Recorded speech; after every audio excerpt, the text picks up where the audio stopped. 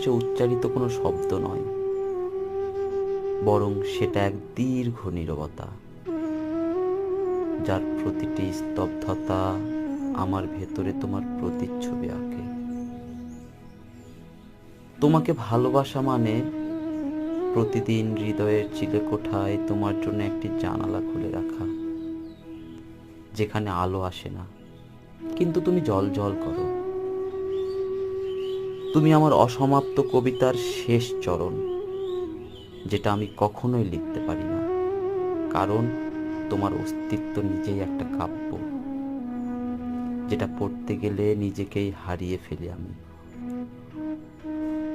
আমি কষ্টে থাকলে তুমি বাতাস হয়ে পাশে আসো, আর আমি তখন বুঝি ভালোবাসা আসলে এক অনন্ত উপস্থিতি, যেটা চোখে দেখা যায় না কিন্তু চেতনায় কাঁপন তোলে।